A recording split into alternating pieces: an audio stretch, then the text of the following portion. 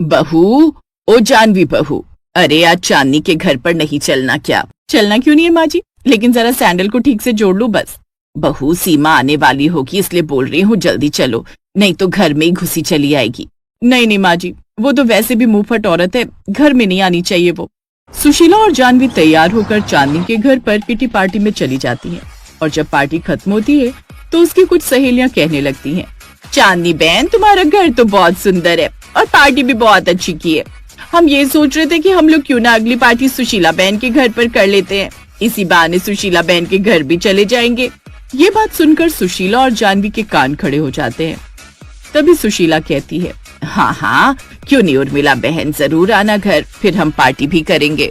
तभी उसकी बहू सुशीला की तरफ कैडी आंखों से देखती है, नहीं नहीं आंटी जी, अब अभी नहीं कर सकते हम पार्टी। पर क्यों जानवी बहू? वो क्या है ना, अभी हमारी पूरी फैमिली गोवा घूमने जा रही है। तभी चांदनी मन में बोलती है, ये दोनों सास बहू दूसरे के घर पर तो बहुत जल्दी खाने आ जाती है और अपने टाइम पर कुछ न कुछ बहाना बनाकर बैठ जाती। तो ठीक है, अभी नहीं तो फिर कभी सही, पर आएंगे जरूर। हाँ हाँ बहन, मैं कोई मना थोड़ी कर रही हूँ, तुम तो ऐसे बोलकर शर्मिंदा कर रही हो। ये बोलकर सुशीला और जानवी अपने घर आ जाती हैं। ये कहानी है श्यामलाल के मिडिल क्लास परिवार की, जिसमें श्यामलाल की पत्नी सुशीला, उनका बड़ा बेटा मोहन और छोटा बेटा तुषार रहता था। मोहन की शादी जानवी से हो चुकी थी जबकि तुषार अभी कुंवारा था। एक दिन, अरे सुनती हो मोहन की माँ? जी बोलिए। कल जो तुमको मैंने पैसे दिए थे, जरा उनको लेकर आना। जी वो क्या है ना, मुझे चांदनी के घर जाना था तो उनसे मैं अपने लिए नई साड़ी ले आई थी। तुम्हें पता भी है वो पैसे मैंने घर के राशन लाने के लिए रखे थे। श्यामलाल के घर में थोड़े बहुत पैसे तो आते थे पर आने से पहले ही खत्म हो जाते थे, क्योंकि सास बहू अपने शौक पर खर्च कर देती थी। कहने को तो उनका बड़ा सा घर था, लेकिन था एकदम खंडहर, जिस पर कई सालों से पुताई नहीं हुई थी। इसलिए वो दोनों अपने घर पर किसी को बुलाने से भी डरती थी ताकि उनकी कहीं बेइज्जती ना हो जाए। फिर एक रोज जानवी अपनी सास से कहती है, माँ जी, मैं कह रही थी कि क्यों ना हम अपने घर को थोड़ा बहुत ठीक करवा लेते हैं, ऐसे कब तक लोगों को मना करेंगे? बहू, इस बारे में तो तुम्हारे बाबूजी और मोहन से बात करनी पड़ेगी। जानवी की बात मानकर सुशीला श्यामलाल से बात करने लगती है, अजी वो मैं कह रही थी कि क्यों ना हम घर को रेनोवेट करवा लें। पर क्यों सुशीला, तुमको सब पता है हम दोनों बाप बेटे की कबाड़े की दुकान में कितनी सी कमाई होती है, और जो भी होती है तुम दोनों सास बहू लुटा देती हो। लेकिन फिर थोड़ी देर बाद श्यामलाल सोचकर बोलता है, ठीक है, फिर करता हूँ कुछ जुगाड़। वैसे भी अब तुषार की शादी करनी है तो जरूरत तो पड़ेगी।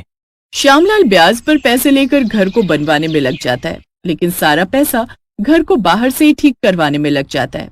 अब वो बाहर से बिल्कुल देखने से अमीरों वाला घर लगता है, लेकिन अंदर से टूटा फूटा एक सा घर था। थोड़े दिन बाद श्यामलाल अपने बेटे तुषार के लिए एक बड़ी सी गाड़ी में सूट बूट पहनकर लड़की देखने जाते हैं। साथ ही वहां भी सास बहू बड़ी बड़ी शेखियां झाड़ने लगती हैं। उन्होंने भारी साड़ी के साथ नकली सोने के हार भी पहने हुए थे, जिनको देखने से ही वो किसी अमीर घराने की लग रही थी।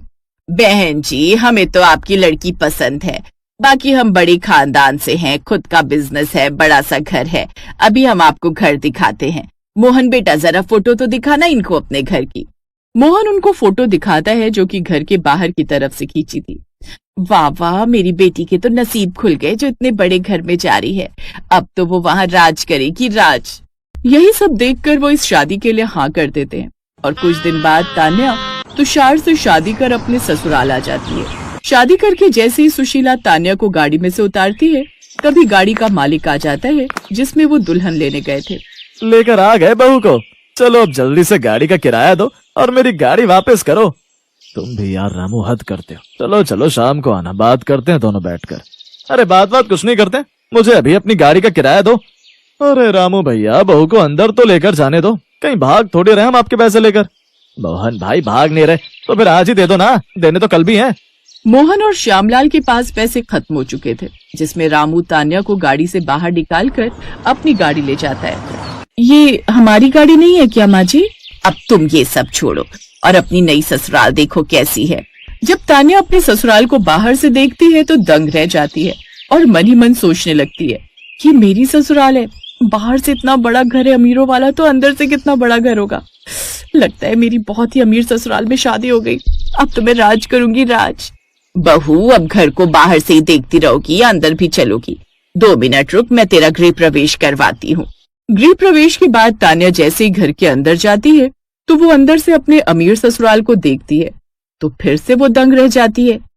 अरे ये क्या, बाहर से अमीरों का दिखने वाला घर अंदर से गरीबों वाला घर कैसे हो सकता है? ना दीवारों पर पेंट है और ना खिड़कियों पर रंग। देवरानी जी, कैसा लगा आपका नया ससुराल? बहुत ही अच्छा है दीदी, आज तक किसी लड़की का ऐसा ससुराल नहीं होगा जैसा मेरा ससुराल है।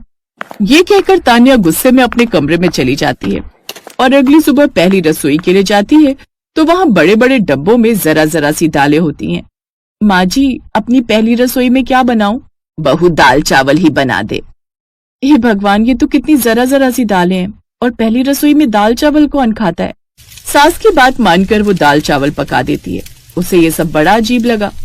फिर 2 दिन बाद तान्या अपनी अलमारी में कपड़े लगा रही होती है, तभी अलमारी का फट्टा टूटकर उसके पैर पर गिर जाता है। ओए माँ, टूट गया मेरा पैर तो। या तो पूरा घर टूटकर खंडहर हुआ पड़ा है। क्या हुआ बहू, क्या गिरा दिया पैर पर? माँ जी, जब सारा घर अंदर से टूटा हुआ है तो आप इसे ठीक क्यों नहीं करा लेती हो?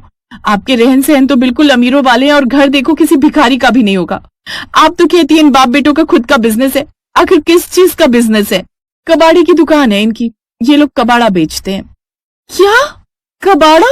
ऐसे तान्या को घर में 1 महीना हो गया। कभी वो 1 रोटी ही खा पाती तो कभी उसे बासी चावल से काम चलाना होता। फिर एक दिन तान्या को बहुत तेज भूख लग रही थी। माँ जी, खाने में क्या बनाऊं? बहू, चावल पड़े हो तो खिचड़ी बना ले। माँ जी, दाल खिचड़ी भी तो तभी घर में बनेगी ना जब उनको बनाने के लिए कुछ घर में रखा होगा। उस रोज उनके घर में खाने को अब कुछ नहीं बचा होता और जानवी और सुशीला इतना बेफिजूल खर्चा करती थी कि उन्होंने कभी बचत ही नहीं की, जिसका नतीजा ये हुआ कि अब उनके घर में खाने को एक दाना भी नहीं था और अगले 2 दिन तक वो पूरा परिवार भूखा रहता है। फिर तीसरे दिन तान्या से भूख बर्दाश्त नहीं होती। वो बाहर जाती है तो एक आदमी कुछ बासी रोटियां पेड़ के पास रखकर जाता है। तान्या झट से वो रोटियां उठाकर घर ले आती है। रोटी तो मिल गई, लेकिन हम इसे खाएंगे किसके साथ? थोड़ा सा अचार रखा है, उसी के साथ खा लेंगे। अब वो सब बासी रोटी अचार के साथ खा लेते हैं। वो अचार जानवी ने अपने हाथों से बनाया था।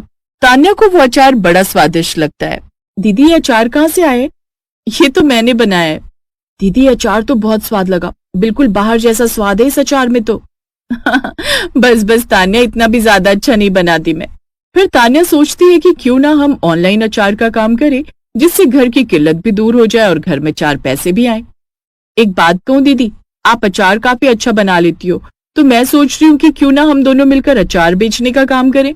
कह तो ठीक रही हो, पर ये सब होगा कैसे? पर बहू, ये सब काम तुमको इतना आसान लग रहा है। बेचने के लिए एक दुकान की भी जरूरत होगी और उसको खरीदने के लिए भी हमारे पास पैसे नहीं है। नहीं माँ जी, यूट्यूब है ना, हम इस पर हर तरीके का अचार बनाकर डालेंगे, जिससे लोगों को अचार पसंद आएगा और लोग हमें घर बैठे फोन पर ऑर्डर देने लगेंगे। लेकिन अचार का सामान खरीदने के पैसे कहाँ से आएंगे? जो महंगी साड़ियाँ और जूते और बाकी सामान हमने खरीदा था उसे हम बेच देते हैं। जो पैसे मिलेंगे उसी से हम सामान लेकर आएंगे। शायद यही हमारी गलती का प्रायश्चित है। अब जानवी और तान्या सामान लाकर तरह तरह का अचार बनाकर यूट्यूब पर वीडियो डालने लगी और उनके पास अब अचार के ऑर्डर के फोन आने शुरू हो जाते हैं। तान्या जी, हमें 10 किलो अचार की जरूरत थी, क्या मिल सकता है अब? जी सर, आपको परसों तक मिल जाएगा। अब उनके पास बड़े बड़े ऑर्डर आने शुरू हो जाते हैं और उनका अचार बिकना शुरू हो जाता है, जिससे वो दोनों अपने घर को अंदर से भी अमीरों जैसा बड़ा बनवा लेती हैं। साथ ही खाने में किसी चीज की दिक्कत का सामना नहीं करना पड़ता। अब घर के मर्द भी मिलकर उनके साथ अचार के बिजनेस को आगे बढ़ाते हैं, जिससे अब वो और भी कमाई करते हैं और अब सब लोग खुशी खुशी रहने लगते हैं।